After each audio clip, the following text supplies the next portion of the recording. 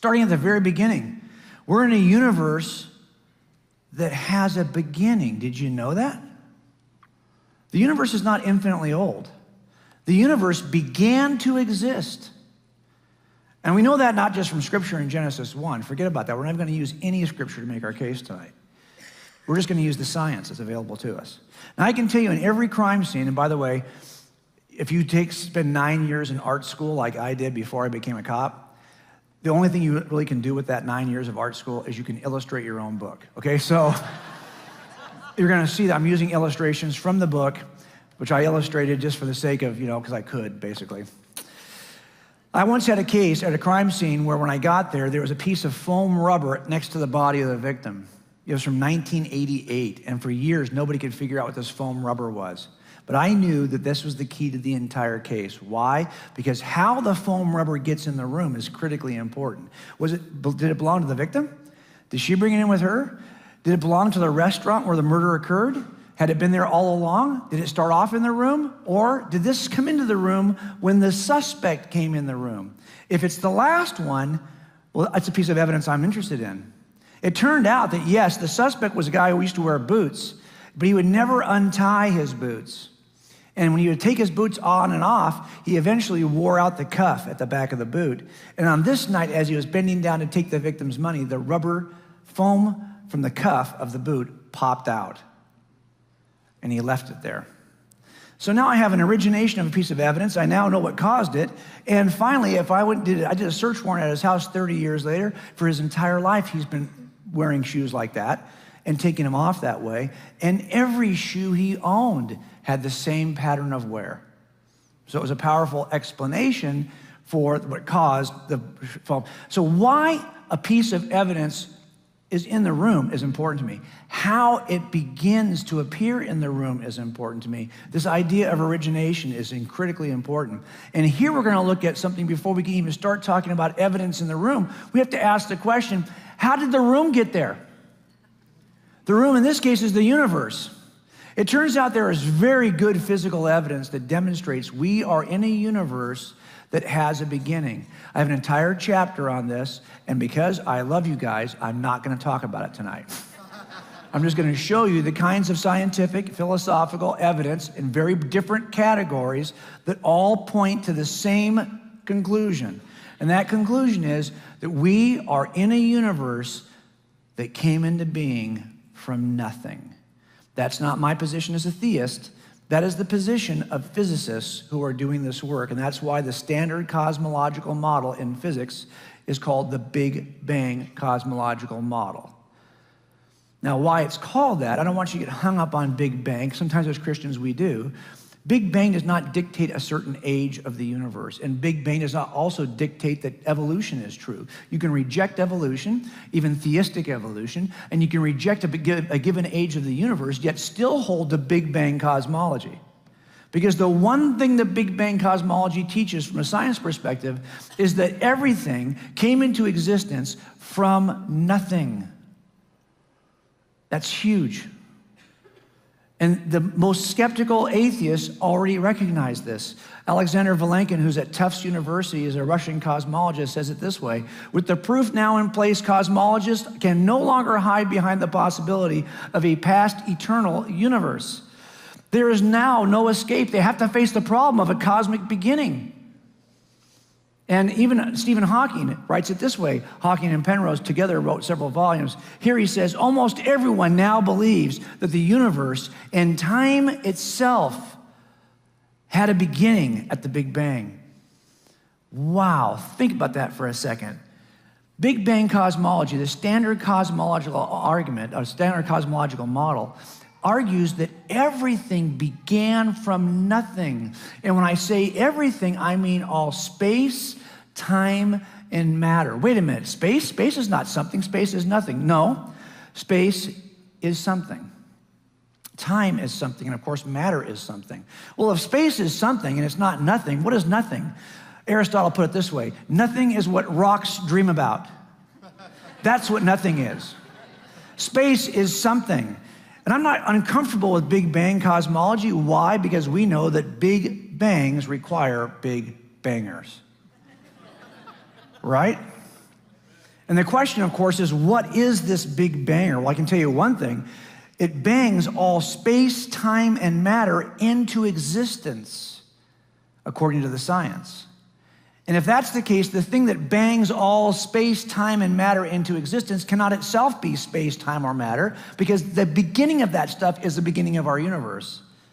So whatever this big banger is, it has to be a non-spatial, non-material, atemporal banger. What could that be? Now, atheists, in my book, I spend a lot of time talking about the alternatives. I'm not just going to give you the explanation from outside the room. I want to show you every explanation from those folks who want to describe it from inside the room. And I'll show you why they don't work. But tonight, because I love you guys, I'm not going to kill you with that.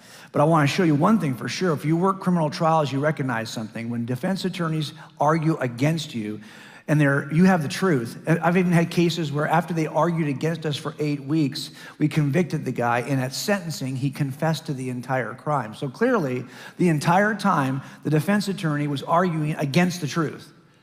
And when they're doing that, they're doing it usually in one of three ways. One, they're going to argue something that's not supported by the evidence. Or two, they're going to redefine the terminology to make it easier to let them go. Or three, they're going to make some kind of logical flaw. It turns out the same thing happens with explanations from inside the room against the kind of evidence I'm showing you. So for example, this is from the book. Some people will say, well, maybe we're wrong about the nature of time. If we redefine what we mean by time, we can avoid the beginning of time. Okay, that's one possible approach. Some people will say, well, couldn't the universe be expanding, but not from nothing? Maybe it's expanding and contracting cyclically, and we just happen to be in an expansion period right now, which makes it look like the universe came from nothing. But it could be contracted and then expanding again. The problem, of course, is that the science does not help their case because there's not enough mass and gravitational forces to cause the actual. As a matter of fact, the universe is not slowing down in its expansion so it can recollapse. It's actually speeding up in its expansion. Or maybe we've got an issue, but maybe there's a larger eternal environment. By the way, everyone, atheists and theists alike, are looking for the first eternal cause of the universe. Have you ever had someone say to you, well, if you believe in God, who created God? Well, no. The definition of God, from our perspective, is the uncreated creator of everything. So when you're asking who created the uncreated creator, that's a silly question. And by the way, you atheists also believe there's an uncreated creator. Some of you believe it's a quantum environment from which universes emerge. Some of you believe there's some kind of multiverse generator that creates an infinite number of universes. But regardless, whatever you say it is, you believe it's eternal. So here's the problem with these kinds of solutions. They keep you in the room, for sure, but they have evidential problems. So for example, if you try to redefine time like Hawking has done, he'll even admit if you go back to the way time really is, his theory falls apart. And not only that, if you're talking about a cyclical universe, this is not supported by evidence. But there is a theory out there that seems very provocative to some people, and it's called multiverse theory. There's an environment out there that's producing an infinite number of universes. Ours is just but one. But the thing that's creating this universe is something, guess what? It's something external to our universe. So this theory about multiverse theory right away concedes that you have to have an outside source that's creating the universe. The problem with this theory is that it's logically inconsistent for a number of reasons. I'll just give you the clearest one. What is the multiverse generator? What is this environment like that the multiverse generator is in? Think about this. This is what Lawrence Krauss says about this. He's a physicist at Arizona State University. He wrote a book called Universe from Nothing. He was on Stephen Colbert's show, the old show, okay? And he was interviewed, and this is what he said about this environment with this multiverse generator. He says, physics has changed what we mean by nothing. Empty space is a boiling, bubbling brew of virtual particles popping in and out of existence. And if you wait long enough, that kind of nothing will always produce particles. Those particles could then grow into universes. What if there's like a big pot of boiling water that bubbles are emerging in? Each one's a universe. It emerges without a cause and becomes a universe, and there's an infinite number of these. Really? Well, what's the pot of water like? Remember, it can't be space, time, or matter, because that stuff begins at the beginning of our universe. But he says that environment is, wait a minute, he says it's empty space. Well, no, Stephen, or Lawrence, it can't be space. Your space is going to be created as a result. You can't start with space to get space. Then he says, well, there's virtual particles.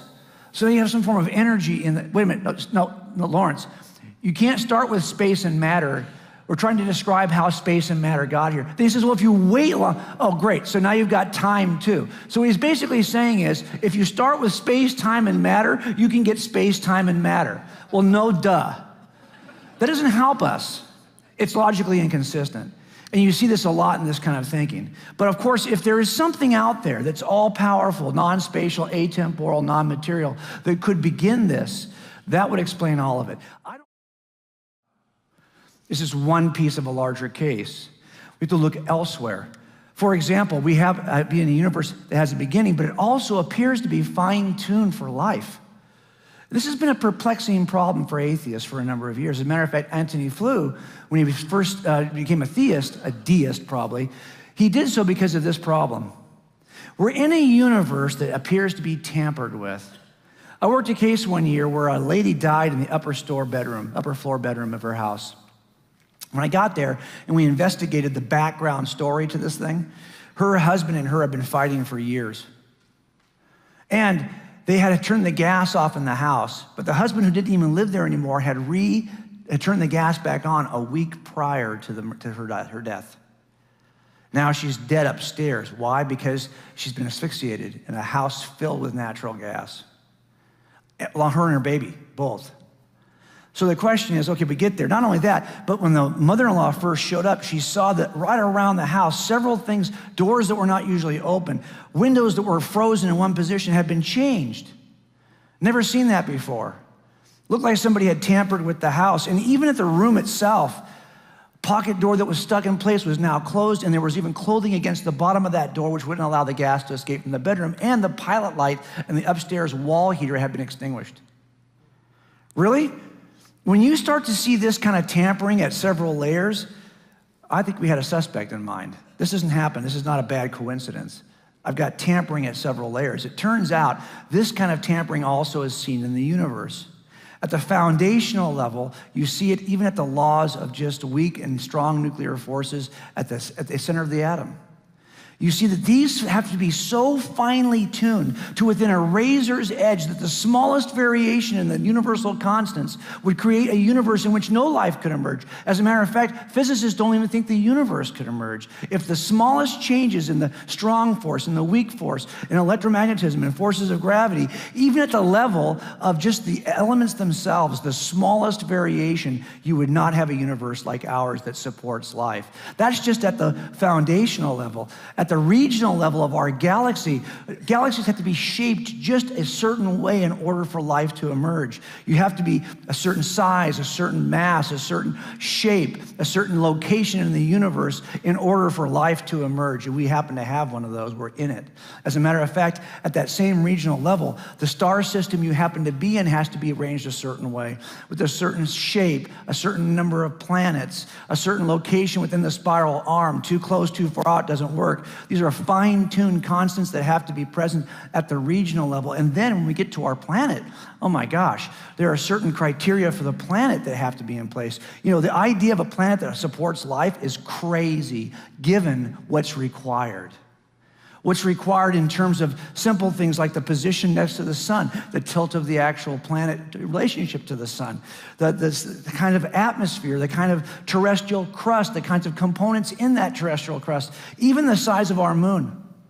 These things are absolutely necessary in order for life to exist on planet Earth. So at the foundational level, the regional level, the locational level, everything has to be just so, like in Goldilocks, right? Not too hot, not too cold, but just right.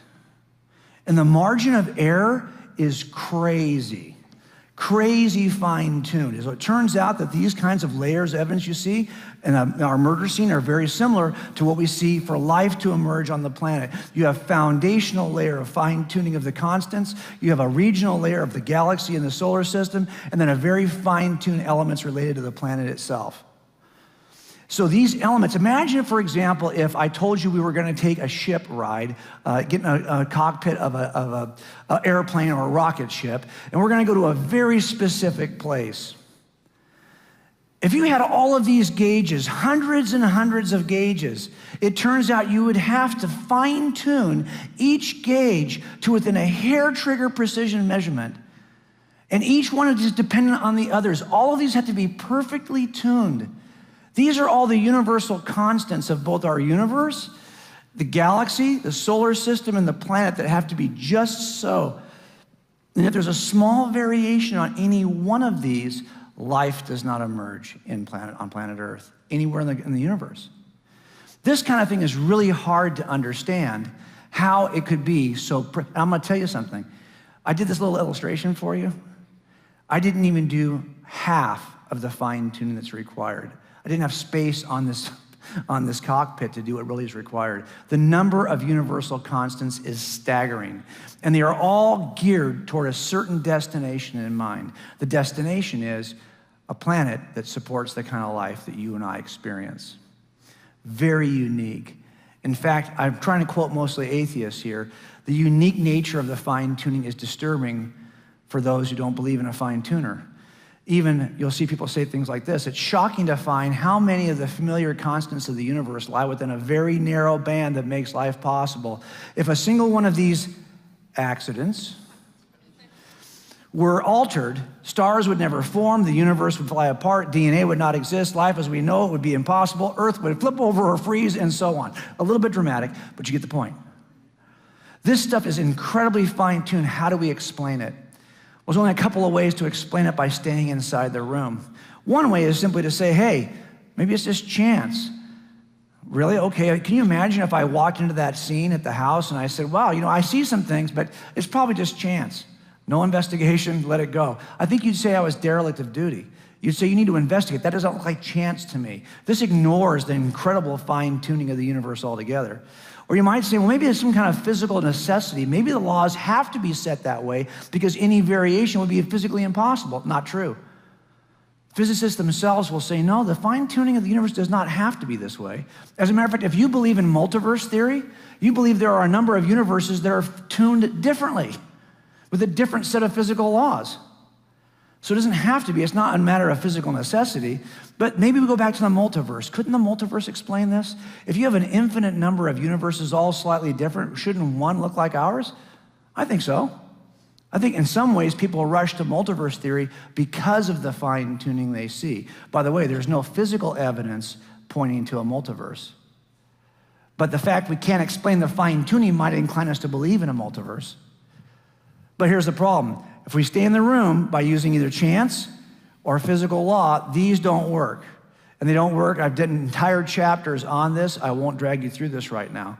But they're unsupported by the evidence. And even if I could say there was some constant between the physical laws and the level of the atom, that would not explain the unusual galaxy, solar system, and planet we happen to live on. So we go to the third quick thing. Okay, well, maybe it's a multiverse. Once again, if it's a multiverse generator, guess what? You've already conceded an external source. You already agree with me. The best explanation is outside the room, not inside the room. But this has problems because it lacks all space, time, and matter. Remember, we already talked about that. But not only that, if this thing can create the kinds of universes in which we emerge, wouldn't you have to argue that this thing also has to be fine-tuned to some degree? This multiverse generator, Richard Swinburne says it this way. He says, look, any proposed multiverse mechanism, like that pot of boiling water, needs to have a certain form rather than innumerable possible other forms, and probably constants too that need fine-tuning in the narrow sense. So all you've done is kick the problem of fine-tuning down the road, but you still have to account for fine-tuning. So you have two things. You have two pieces of evidence. If there happens to be an all-powerful fine-tuner who's got a purpose in mind, that would explain this, but he'd have to be outside there, or it, whatever this is, a force, whatever it is, would have to be outside the room. Let's go to the third one. We happen to have life that emerges from non-life. I tell you, that always bugged me as an atheist. Trying to figure out how that could happen is a problem. I had a case one time where a cell phone had this text on it. It was the victim's cell phone next to his body at the murder scene. Here was the text. I wasn't quite sure what to make of it. Is it just a butt dial, an accident? You know, what does that even mean? It didn't seem like it was really information.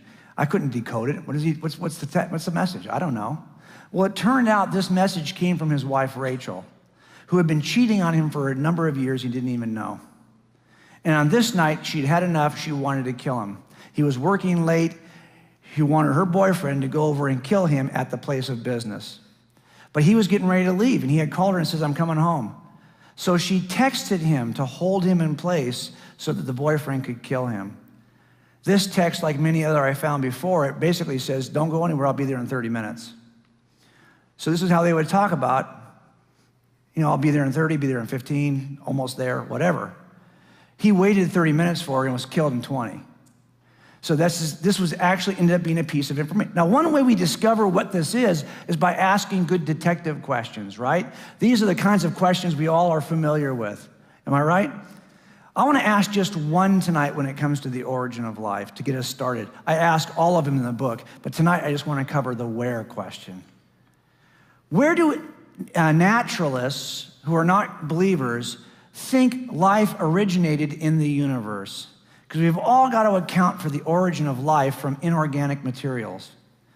And the proposals have been really broad and widespread. Lots of proposals have been offered. As a matter of fact, some people will say, well, I think it happens in the atmosphere. Some will say, no, I think it happens in the actual waters of some nature, someplace on the planet. Or they think it happens in some kind of terrestrial form, like on clay. I mean, I studied every single origin of life theory on this. Some will say, no, it happens at the deep sea vents or under the terrestrial crust. Some will say, no, this don't work. It has to happen in the atmosphere. Or it has to happen rather in space and can be delivered to our planet. Why are there so many theories about where this occurred? You know why? Because no one agrees. As a matter of fact, each of these famous scientists thinks the other guy is desperately wrong. He's certain they're wrong, and it gets worse because it goes the other way too. And the reason why they think they're wrong is because none of these work.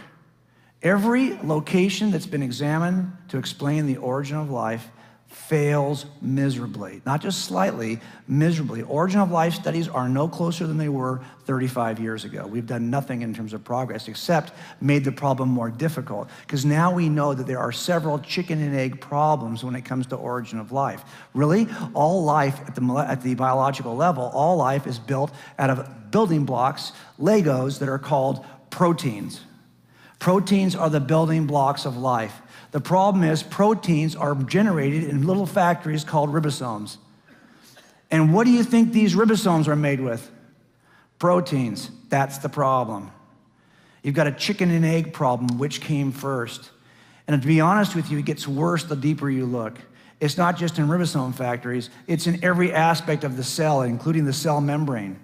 You can't get this complex behavior to occur unless it's protected in some way. But the protection for this complex system is made up of the very things that are in the complex system. That's the problem. You got to have everything in place all at once in order to make this work. And that's why it's so hard to locate a place where all of this could happen without any intelligent intervention. And it gets worse, because it turns out there is one thing that defeats the chicken and egg problem. There's one way to defeat it. You know how it's defeated? It's defeated with something we call DNA. This molecule, the largest molecule known in all of science, right? Built from all the different nucleotides that build up DNA. These 4 nucleotides are used to build DNA. This is the instruction manual that tells proteins how to form. It tells ribosome machines how to manufacture proteins. It constructs and directs all traffic in biological systems. The problem, of course, is, what is this? This is a series of nucleotides that are in a certain order, like information, like letters, that are directing traffic. Here's the problem, and Stephen C. Meyer does the best job of saying this. Now, Stephen's a believer, but he's also got his Oxford PhD in the philosophy of science. And what he says in a book that is the biggest takeaway about this first book he wrote, Signature in the Cell, is simply this: there's not a single example in the entire history of science or the universe in which information ever comes from anything other than intelligence. So if this is information in the genome, what is the intelligent source that has put it there? because you cannot get information any other way. Let me show you what I mean.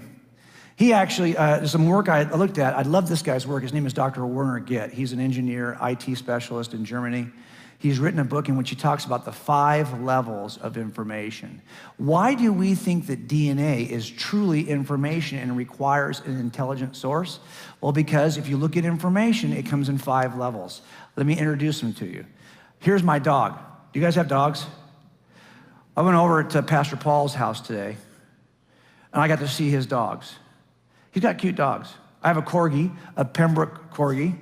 This is the best dog in the planet. If you have a dog, your dog is nothing compared to this dog. Pooey on your dog. This is the smartest dog in the world. But it's a dwarf. It's a Pembroke corgi. And they are like little shrunken down sheepdogs. And they cannot type. If I put a typewriter in front of this dog, it is not going to be able to type. But let's just go with me for a second, do a little thought experiment. Let's say I put a typewriter in front of Bailey, and Bailey, I said, Bailey, do me a favor, type me out a sentence. And after banging her little paws against that typewriter, I write down on the chalkboard what she's typed. She's typed this. Is that information? Yeah, actually it is. What is she saying? I don't know. Is she trying to say anything? I don't know. But is it information? Well, in some sense it is. It's very unusual and specific if you think about it. What are the odds of her typing that same thing again? Probably never happened. What if I had Scrabble pieces that in that format and I threw them on the ground? How many times would I have to throw them on the ground before it would form that combination again? Probably never happened. So it is, in some sense, very specific, detailed information. But it doesn't really tell me anything. I think that natural processes of physics or chemistry could get you this. This looks like random generated sequences. What if I give you one more? What if she typed this? This would be really cool. TT spacebar, TT spacebar, TT spacebar. If she did that, you'd say that's a smart dog, wouldn't you? I think there are actually some physical properties, physical processes of physics and chemistry that could produce simple patterns. That's information, folks. But what is she saying? I don't know. Nothing really. What if she had a bigger pattern she typed? Wow. T13 T spacebar, T13 T spacebar. Now she's really, really smart. But what is she telling me? I don't know. Nothing really. But this is information in the sense that it's specific and detailed. And I think there are actually some laws of physics and chemistry that can give you more detail, like snowflakes, great patterns. So is this information? Yeah. But it's the lowest level of information. This information is called statistics. It is the lowest. Is this what DNA is? No. Let's go up one level. What if Bailey could type this? Wow. Now you're impressed, aren't you?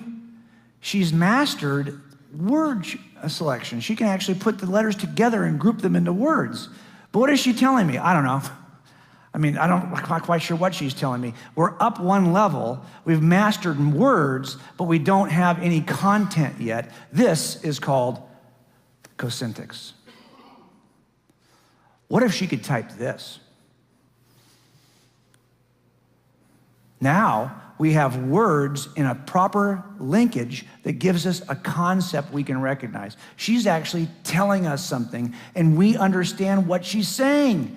Do you see how much different that is than this? How do we get this through natural processes? You can get this. You might stretch and say you can get this. I don't think you can. You can't get this, though. This is another level of information, which is called semantics. I've been places where people have mastered something between these two. They understand the words, but they're not quite sure how to put them together. Maybe English is their second language. I was in Malibu at a Thai food restaurant, right? I go into the restroom. This sign is hanging in the restroom at a Thai food restaurant in Malibu, California on PCH. Please do not throw paper wiping hand down toilet. I think I understand what he's trying to say. And he's somewhere between cosyntax and semantics. He kind of has the right words, almost in the right order. What if my dog, Bailey, could type this? Wow. This is actually a request. Information that requests a response is different than just information describing something. Information that requests action is another level that is called pragmatics. And if you expect that the person you're talking to is actually going to respond and do this for you, that's even another level called apopetics. These are the highest levels of information. Requests with an expectation of response. If you want to know the difference between this and this, one easy way is to simply ask yourself a question. If I change one character, does it change the meaning of this sentence? Of course not. That's not really information. It's the lowest level of information. So if I look at this and I say I just take one character out, the comma, this has no change at all on this sentence because it didn't mean anything before. It doesn't mean anything now. I think some of you know where I'm headed with this from the look on your face. But at the bottom, at the highest level of information, you know it's high information because if I make one change, like take the comma out of that sentence, now everything changes, right? Now the sweet Bailey who was wanting Grandpa to feed her has now become the evil Bailey who wants to eat Grandpa. See the difference? And that's why we know that this information is at a much higher level. Small changes have dramatic changes in meaning. So the same thing happens in your DNA, right? Here's Billy the Kid, or maybe this is Jesse James, I forget who this is. But if I look at his genetic code, the stuff that actually structures who he is, and I make a small change, take out, let's say, this one nucleotide and replace it, that change results in a change in Billy. Something is going to change. Why? Because this DNA is not just statistics. It's the highest level of information. It's a pragmatic request that's expected to be met. This is hard to explain in a naturalistic universe. And even the naturalists recognize that. So Paul Davies, a physicist from ASU, says, we are still left with the mystery of where biological information comes from. If the normal laws of physics can't inject information, and if we are ruling out miracles, which of course they are, then how can life be predetermined and inevitable rather than a freak accident? How is it possible to generate random complexity and specificity together in a law-like manner? We've always come back to that basic paradox. How do you get this by staying in the room? Well, I describe a couple of ways people try to get it. One thing you can do is simply say, oh, it's just chance. You do it long enough, hard enough, these things will happen by chance. But that really misunderstands the level of information involved. Or you can argue that there's some natural law that could cause information. Give me an example of that. You won't. There are no examples of natural law ever giving you anything more than statistical information, the lowest level of information. So if you want to stay inside the room, you're going to have to go by chance or by law. Those things don't work. Why? Because we're seeing true information in the room. And that means you've got to have a source of true information, and that's got to get you outside the room. That's the problem. See, here's the problem with asking these questions. I ask these questions all the time in homicides, but I don't stop here. I don't ask these questions and stop. If I did that, I'd never solve a case. The next question I have to ask is the money question. It's a who question. All these questions point to the who question. If I refuse to ask a who question, then trust me, you're never going to get an answer. So the folks who are doing origin of life, they don't want to ask any who questions. Can't be a who, has to be a what. That's why you can't solve this, folks, because it's a who you're looking for. And this is what Werner Getz says about that. He says, yeah, you're looking for a who. A necessary requirement for generating meaningful information is the ability to select from alternatives. And that requires intelligent volitional entity, because unguided random processes cannot do this. Not in any amount of time, because this selection process demands continuous guidance by intelligent beings that have a purpose. That's how you get information. If the source of that information happens to be an intelligent, communicative being outside the box, I could explain information inside the box. We've looked at those things. Now let's go one more. We seem to see attributes of design in biology, not just the information. You see things in biological structures that speak of design. I had a case one time, it was just on Dateline about 2 months ago. 1979 case, a woman was murdered in this house. In the back room, that was an addition to the garage. She lived there. One night, she was murdered while she was in her bedroom. And when we got there, We rolled the body over, and under her body, the killer had left something behind. He had left behind the garrote he had used to try to kill her. Eventually had to stab her to death because the garrote didn't work. But I can tell you that the minute they saw the garrote, the officers said, we should probably collect this because this looks like a designed object. Because this could be explained by some accident or some piece that came off the tree next to her bed or some piece that came off the bed itself. But no, there's something about this that shows something we recognize. It's an artifact. It appears to be a designed weapon. And that means you've got to have an artisan and a designer who would actually be responsible for such a thing.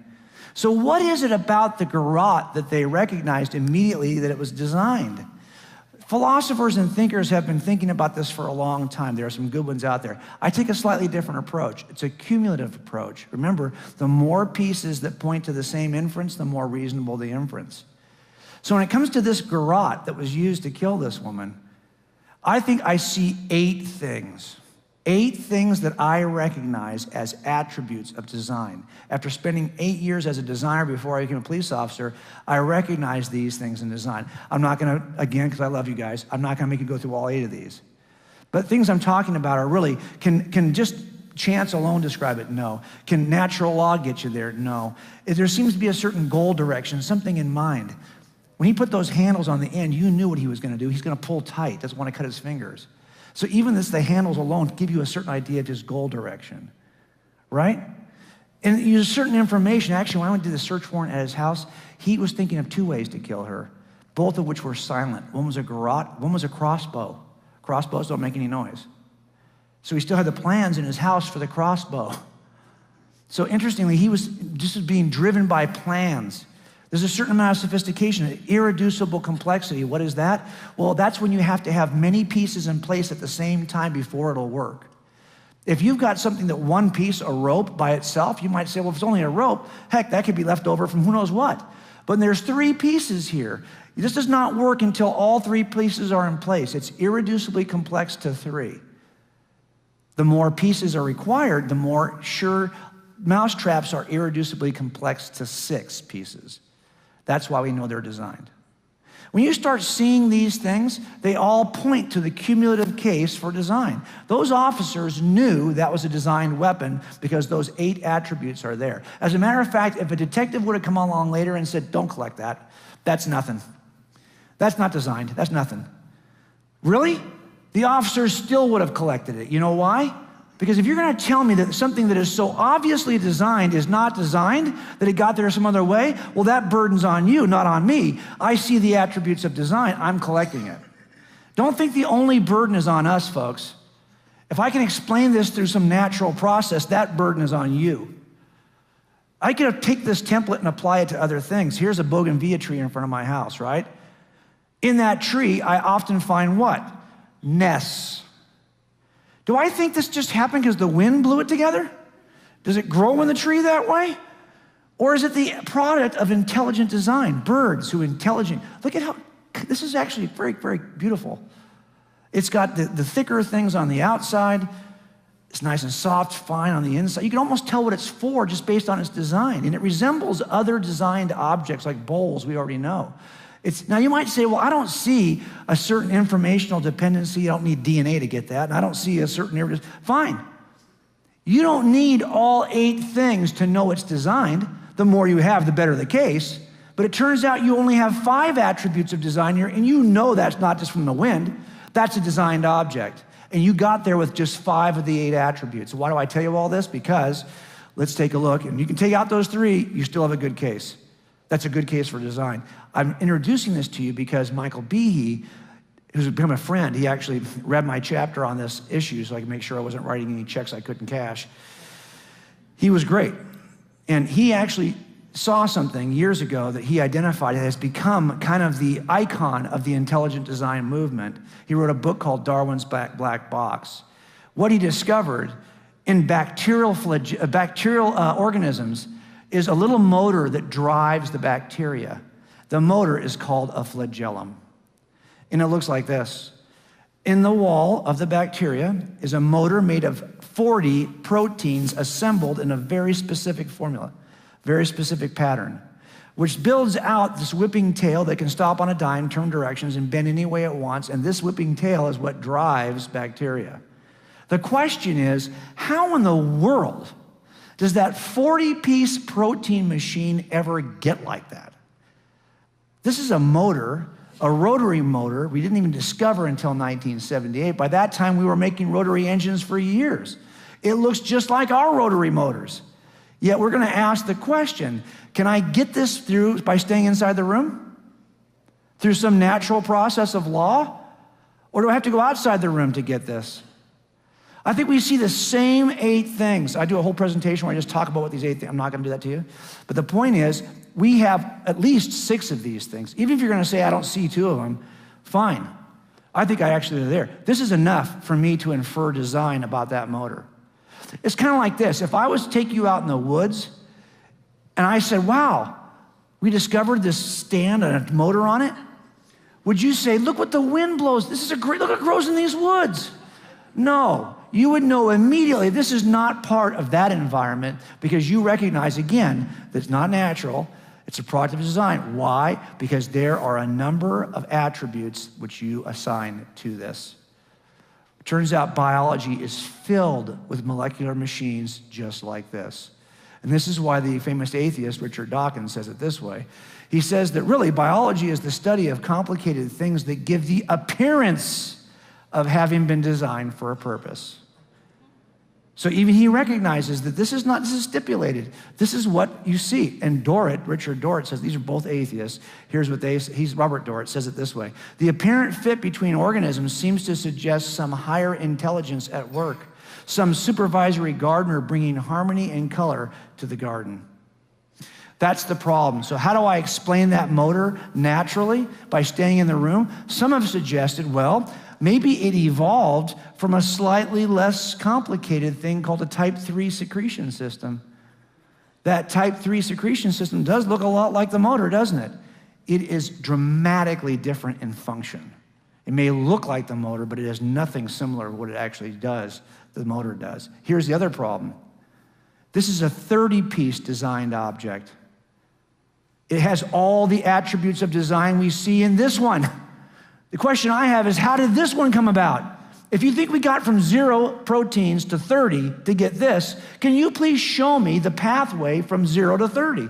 Because remember, in biology, if evolution is true, you got to have a 1 protein thingamajiggy that helps the organism, that survives and passes on, till then it becomes a 2 protein thingamajiggy, then a 3 protein thingamajiggy. You got to show me a pathway, a functional pathway from 0 proteins to 30 to get this. Then you got to show me from 30 to 40 to get this. Guess what? No one can find that. And there's no remnant in the biological systems of anything along the way. Now, evolutionary biologists are more inclined to say, you know what? I can't get this from this, but this may have de-evolved into this. Because they know how hard it is to go in the other direction. It's much easier to get broken Lego pieces than to shake the Lego machine, the Lego box, and get all the pieces to come together. It's easier to break them apart. So if you're going to stay in the room by offering some form of evolution, good luck with that. Knock yourself out. Of course, the problem is that we see the attributes of design. But what kind of force could actually design? Design requires choices to be made. You've got to go back outside the room. And this is why Michael Denton says it this way, that each constituent utilized by a cell for a particular biological role, each cog in the watch, turns out to be the only and at the same time the ideal candidate for its role, particularly suggestive of design. Moreover, there's simply no way that such prefabrication could be the result of natural selection. But if there is something that is capable of designing on the outside, that might explain it. This is where I think it gets really interesting, because I want you to think about this for a second. I think sometimes the best argument for God is the fact that we could make an argument. Here's what I mean. We happen to be conscious creatures. I had a case one time where a 5-year-old boy was murdered by his father, shot in the forehead. He then killed himself, the father. And it was tragic. When we got there, everyone struggled with it, especially those people who do not believe in God, or do not believe we are creatures anything other than our physical bodies. I work with guys who think the only life you really have is the physical life you experience in this universe. You're just bodies, brains, you have no soul, you don't live beyond the grave. And if that's the case, these kinds of stories are shocking. And I had people at the crime scene who either wanted to laugh it off, or the CSI officer couldn't stay. She had to leave. She couldn't watch somebody, she couldn't work a scene with someone the age of the 6-year-old. You know, my grandfather, this is him at 6. I didn't know him at that age. Of course, he got older. I knew him as he was an old man. It was hard enough to watch the 90-year-old Warner die. If he had been killed at 5 or 6, that would have been tragic if all we have are material bodies in this material universe. But is that true? Is that all we are? Is material bodies, material beings? Well, I think the problem is if atheism is true, we all have brains, but if atheism is true, do we really have minds? We seem to experience minds, but it's a problem for atheism. Here's why. By the way, it's called the problem of mind. And it's called the problem of mind, or it's called sometimes the mind-body problem. And the reason why it's called that is because how do you get a mind if all you have is a material universe? Because the mind is not material. In other words, in a universe that's just made up of space, time, and matter, you can get a brain. That's another material thing in the material universe. But can you get a mind from a material universe? That's the trick. How do you get this? Well, maybe they're the same thing. Maybe brains are just minds. Really? If that's the case, we could solve the problem and stay inside the room. But is that the case? If I'm looking at the killer, this is the guy who I say later on is the killer of his son, Ryan. How do I know that this guy is really the killer? Well, if all the attributes of this guy match all the attributes, if the DNA this guy has matches the DNA at the room, I know I have the same person. Anytime you have two things that have the same attributes, you have an identity relationship. They are the same. Well, could I do that here? Are all the attributes of the brain identical to all the attributes of the mind? If they are, we can get an answer by staying inside the room, because mind is just brain. Well, that's the question. I don't think they're the same at all. There's a difference between brain and mind. Let me show you 5 ways they differ. Number 1, brains are physical, and therefore you can measure them. I can take this and I can weigh it. I can measure its depth, its length, its mass, but I can't really do that with the mind. This is a significant difference between brain and mind. Brain is measurable, mind is immeasurable. Got it? One difference. But it gets worse. Here's Ben Carson, okay? Not that I'd forget about politics for a second. He is a neurosurgeon. He should know something about this issue. If I ask Ben to remember and tell me about his memories of his mother, he can report those to me and tell me about all the interconnected memories he has and how that made him feel and the impact it has on his mental life today. He could do that because he privately knows how he feels. I could not take Ben's head off and look at his brain and discover that information. I couldn't. And no, we're never going to get to that place, because even when we think we see brain activity and then we think we know what it means, it's only because the guy tells you what it means. He's got to report it. Why? Because brains can be publicly accessed, but your mental entities cannot be publicly accessed. This is yet another difference between brain and mind. Got it? I just love showing brains too, by the way. This is so cool. If I rented this house for a holiday and I'm sitting in this bedroom and I hear a noise outside of a burglar, now my mind, my mental thoughts are obsessed with the burglar. Is he gonna get in my house? Is my house front door locked? Where's my gun? I'm thinking about all these things, right? Well, there's a difference between my thoughts about the burglar and the burglar himself, between the physical entity and the mental entity. Think about this. My thoughts are actually dependent upon the burglar. Why? Because my thoughts are about him. Mental entities are always about something else. But the something else is not about the something else. The something else just is. This is the difference between mental entities and physical entities. It's what I call an isness or an aboutness. Mental entities are about, physical entities are. This is called by philosophers intentionality. This is another difference between mind and brain. It's isness versus aboutness. And I could be wrong about that burglar. He might not even exist. As a matter of fact, I could hear noises. It may not be a burglar. His existence is up for dispute. But my thoughts about him are not up for dispute. I could be wrong about him, but the thinking he's there, you can't dispute that with me. You can dispute whether he exists, but you can't dispute my thoughts. Another difference between mental entities and physical entities. One is incorrect, perhaps, but the other is indisputable. Last thing, you could train me as a SWAT officer on how to get involved in a shooting. And you could tell me how my gun's gonna operate, and you can tell me about the physical processes of the person I'm gonna shoot at, and you could even tell me how we're gonna physically enter the room. You might even be able to explain to me how I might physically react afterwards. But that would not be everything I would know about a shooting, because it turns out this would only be the objective, material, and personal facts about shootings. Once I'm involved in a shooting, I'm now gonna learn a bunch of stuff you could not explain to me from physical objective properties. I'm gonna have subjective reactions to those physical properties. This is yet another difference between mental entities and physical entities. Mental entities are very personal, physical entities are not.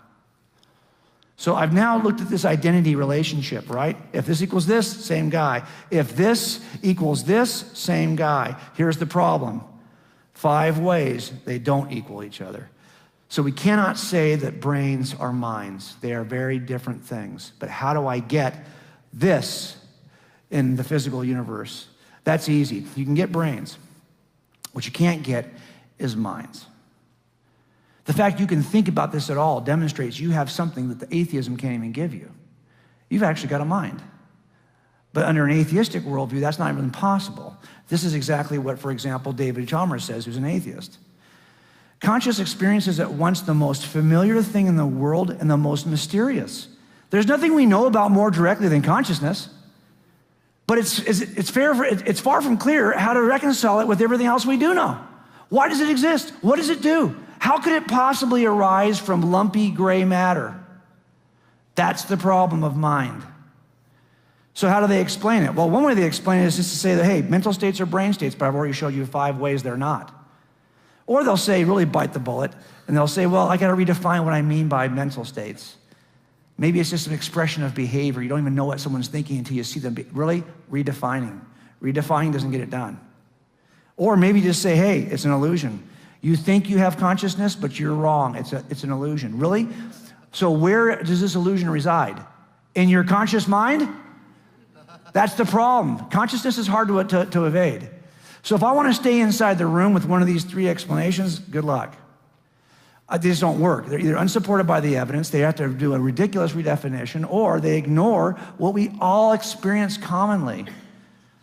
That's the problem. Now, if in fact you do have minds because you're the product of a mind outside the room, that would start to explain things.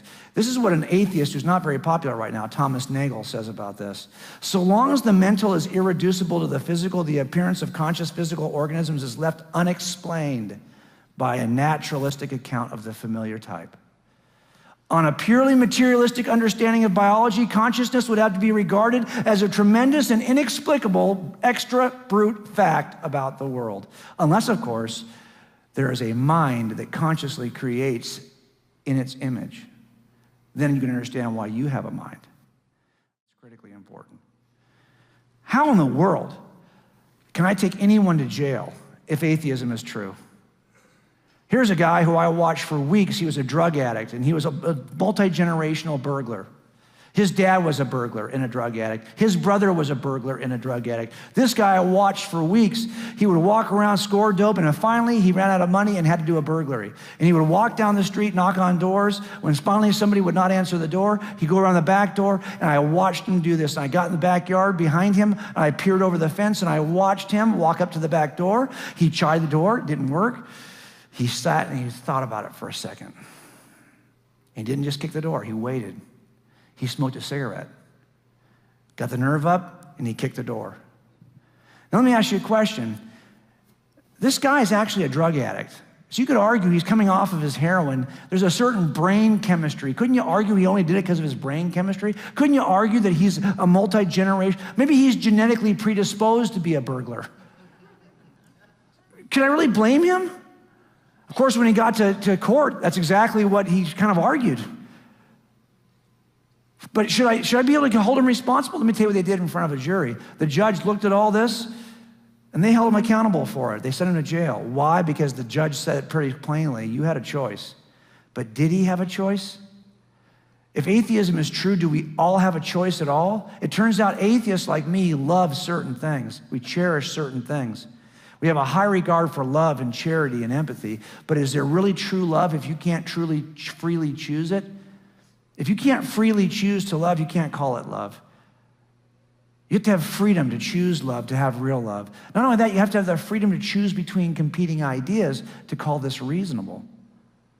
Or to be creative, you have to choose between choices. Heck, even if I'm gonna hold you accountable, it can only be if you have a choice. I can't hold you accountable for your eye color, you had no choice. How can I hold you accountable for your actions if atheism is true? Here's what I mean. This stuff requires true free agency.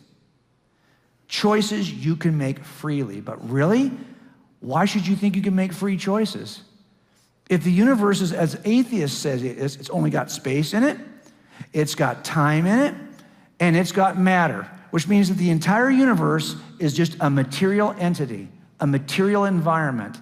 And if that's true, we have to buy into something called materialism. If materialism is true, we have to buy into something called physicalism, which means all the universe is just about physical properties. And if physicalism is true, we have to buy into something called determinism. Because if physicalism is true, all you have are cause and effect relationships between material objects. And you thought you had choices to make in your brain? Really? No, those weren't your choices. Those were just prior neurons that fired physical events in your brain that caused another cause. Like dominoes falling in your brain. Dominoes don't choose. Dominoes simply fall because of a prior physical event. You thought you made free choices? No, you didn't. Those were just physical events that occurred you had no choice over. You're no more than a robot, but we think we are more than a robot, don't we? We think we're something better than that. But here's what the atheism will provide for you in terms of determinism, and it's said by this atheist philosopher. Everything that will happen next week is already determined, as is everything that will happen next month, next year, and so on. It's also crucial to point out that human beings and their actions would not be immune to the effects of determinism. If there are exceptionless laws of nature, it stands to reason that our bodies, including your brains, would have to obey them. If that's the case, we need to stop calling these guys corrections officers. I work with these guys all the time, right? They work in correctional facilities. These are the officers that work in correctional facilities. But think about it. If atheism is true, could I really ever make a correction? Could I ever choose to do something? I should stop doing this and choose to do that? Is correction even possible if everything is physically determined? I don't think it is. And that's the problem with atheism, is it really promotes this idea. So what they try to do is redefine what free will is. Maybe it's what they call first and second order desires. I'm not going to get into that with you, but it doesn't work.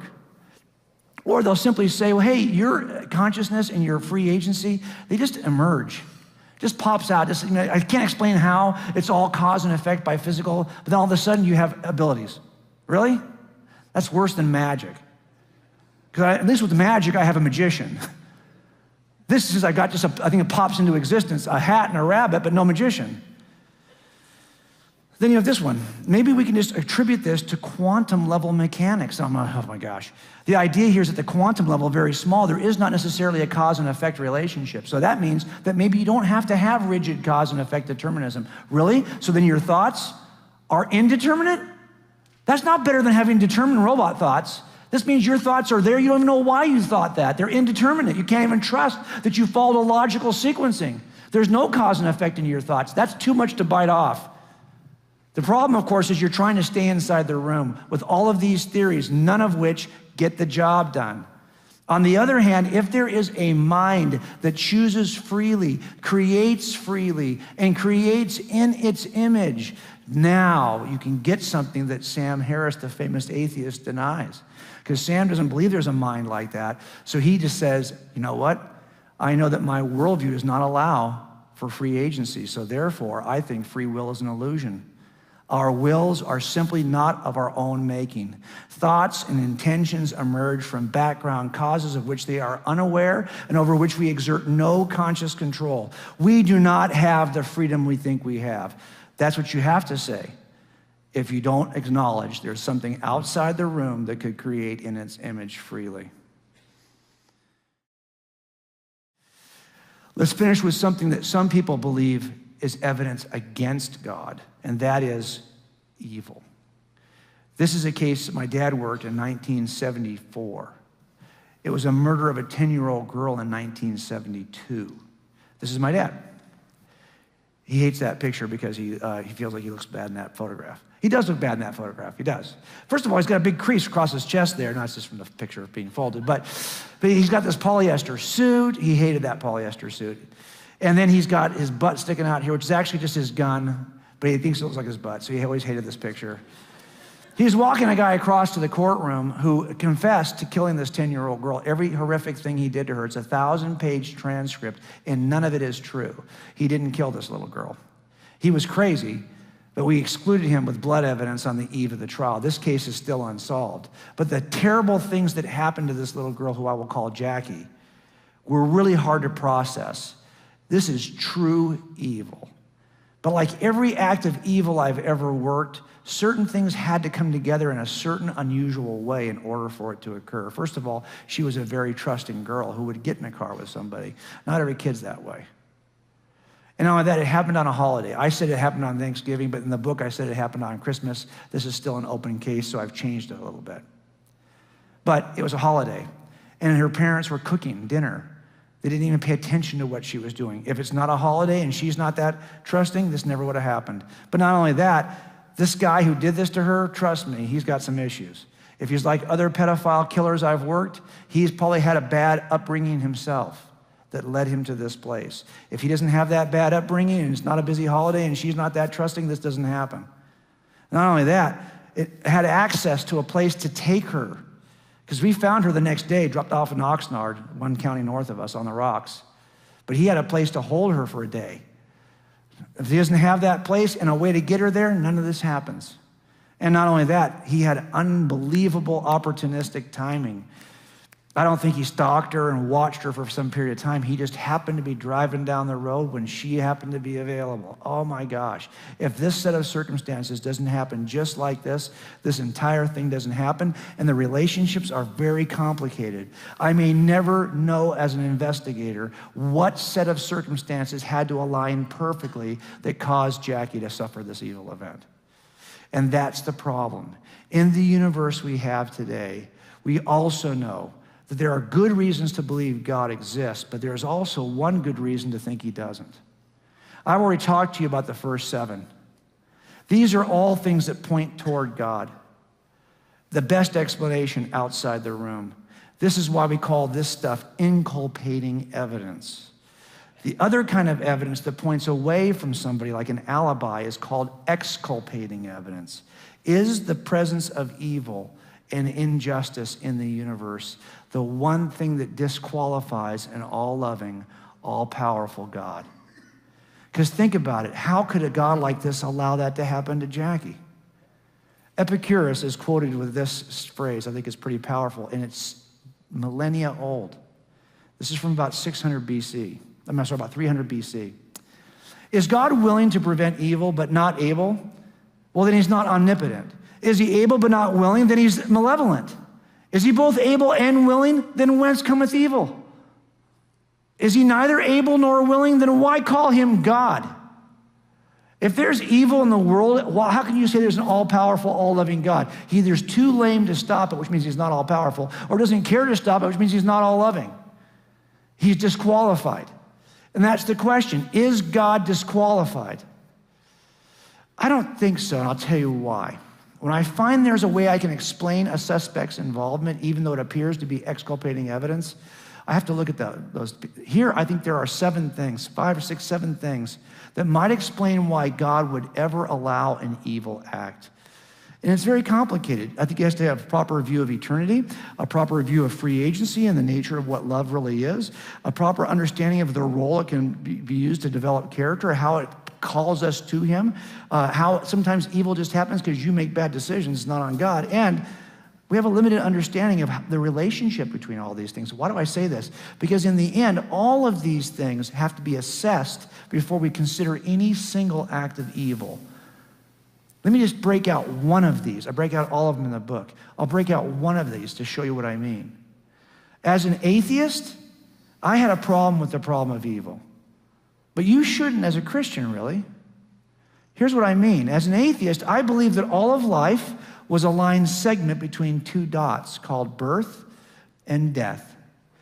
I expect to get 90 years pain-free in those two dots. If anything happens to steal away my pain-free 90 years, I'm going to be upset. And I'm going to see it as an act of evil. So, for example, if I get sick at 40, and then I suffer for 10 years before I die of cancer, I'm going to be upset. And I'm going to call this evil. Why? Because it robbed me of what I expected, because my view of life was the 90-year line segment. Got it? But what if I'm foundationally wrong about my presupposition? What if life is something other than this? What if life is not really a line segment between life, birth rather, and death, but is actually a ray that begins at birth, runs through a point we call death, then continues on infinitely? What if that is a proper view of life? What if the Christian worldview is true? Well, you know, if you've been, how many of you in this room had a major surgery in the first year of your life? There are probably some people who did. You did. I'll bet you that was no fun. I bet you your parents were worried sick. If you'd have passed away in that first year, they would have seen that as evil. But now, years later, how old are you now? 12. By the time you're 10 or 12 years old, you probably don't even remember the pain you suffered as an infant because you've now had 10 years since the event. As a matter of fact, when you move further and further away from an evil, painful episode, it has less and less impact on your life. You already know that, right? So what you might call evil here has to be measured in terms of the context of your entire life. This is actually, for those of us who are circumcised, something similar, okay? You drop dead on that day, you're thinking, this really stinks, right? What kind of a life is this? But by the time you're 1, you can't remember. Well, if our worldview is correct and we have a proper understanding of eternity, then I don't care what mess happens in your life or how grievous it may be, it has to be measured in the context of eternity. And as you do that, your entire material existence ends up being a fraction of a millisecond compared to eternity. So all I'm saying is that now you have to measure evil in a different context. So a proper understanding of eternity is one of 7 things we have to consider when evaluating what real evil is in the context of any evil event. So if someone says to me, why would God allow that thing to happen to Jackie? There can't be a God who would allow that to happen to Jackie. Well, I can't tweet that back to you in 140 characters. I can't respond to that in a paragraph on Facebook. I won't even try. You shouldn't try either. Because it turns out it's a complex set of events. And not only that, they're in different proportions to one another. And they have different relationships to one another and causal connections to one another. It's so complicated. All of this then only begins to explain this act.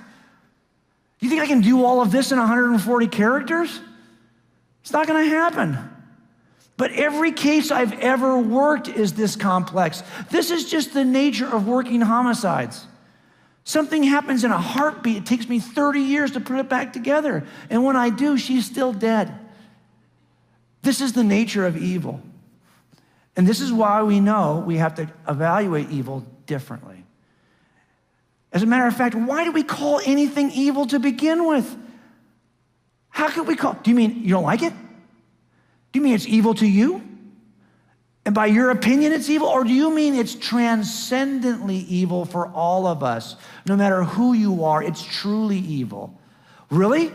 Well, if it's truly evil, What are you using as your transcendent standard by which you would call something transcendently evil? Here's the problem. If evil's just your opinion, you can remove all evil tomorrow by just simply changing your opinion. That doesn't work, does it? No. Because evil is actually more than just your opinion, the opinion of your group, the opinion of your nation, the opinion of our planet. It's truly transcendently evil because it's measured by a truly transcendent standard of good. The C.S. Lewis puts it this way. As an atheist, he said, my argument against God was that the universe seems so cruel and unjust. But how had I got this idea of just and unjust? A man does not call a line crooked unless he has some idea of a straight line. When I was complaining, this universe, what was I comparing this universe with when I called it unjust? You have to have a transcendent standard of just in order to call it. So if you're going to try to explain evil, sometimes we say, well, gosh, if there's a God, but there's evil, that excludes God. No, actually, if there's true evil, that requires God. Because you can't call this truly evil unless there's a true standard. All that's left to us is to figure out why God would allow it. But the idea that there's true evil requires God's existence because that's the measurement against which we're going to call anything truly evil. This means you're back outside the room again. And this is the best explanation. He finishes this by saying this, of course, I could have given up my idea of justice by saying it was nothing more but a private idea of my own. But if I did that, then my argument against God collapsed too. For the argument depended on saying that the world was really unjust, not simply that it did not happen to please my private fancies. If it's really unjust, it means there must be a really just standard for good. Now, we did a lot tonight. Oh my gosh. I give you all graduate degrees right now in God's crime scene, okay? You all get a graduate degree. We started off with this analogy, and we said, hey, how do we turn this into another analogy about whether it's a good explanation inside or outside the box? And we looked at 8 pieces of evidence that I think have to be explained by everyone. That burden of proof is not just on you theists, it's on the atheists who say I can get this some other way too. And I think if you look at this, that the best explanation that's available to us is not inside, it's outside.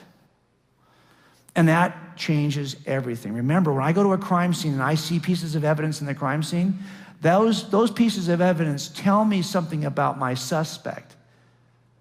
And in fact, the same thing happens here because each piece of evidence has to be accounted for by one suspect.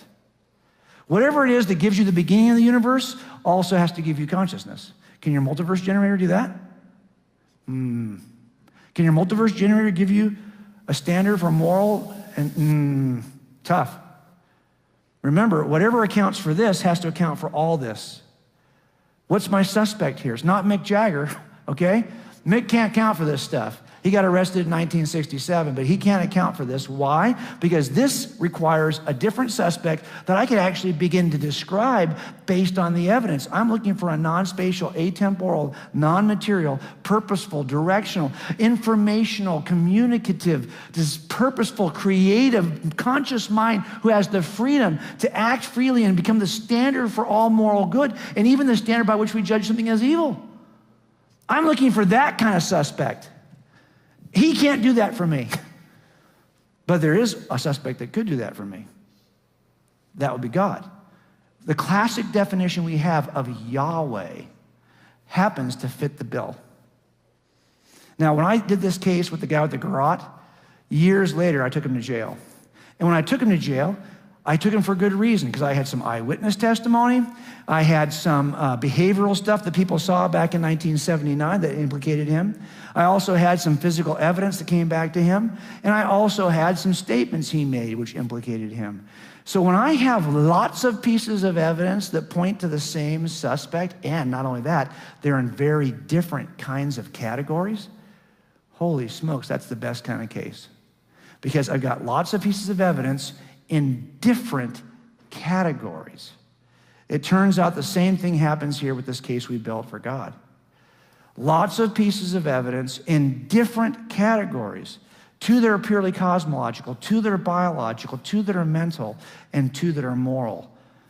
These are very different ways of coming at God. Any one of these could be its own argument, and some are purely philosophical, some are purely scientific, some are purely physics, some are purely biology. And look, they all point to the same conclusion. I want you to look at these 8 pieces of evidence another way just for a second.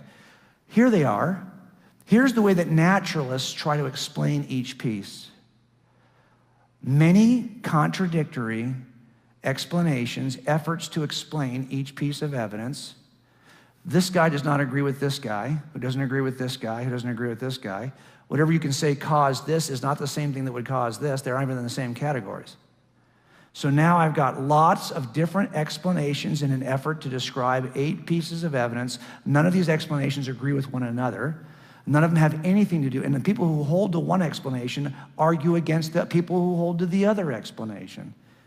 It turns out the same 8 pieces of evidence could be explained by one common causal factor: God. So basically, you have a choice here. Is it this incredibly unlikely array of unrelated causes that explains the 8 pieces of evidence? Or is it the one common causal factor? It turns out physicists have been looking for a theory of everything for years to unify quantum physics to macro physics. Well, there actually is a theory of everything. It's called God. Because that one explanation unifies all the evidence we've looked at tonight. And you don't need a bunch of unlikely, unrelated explanations to get it. One explanation will get it.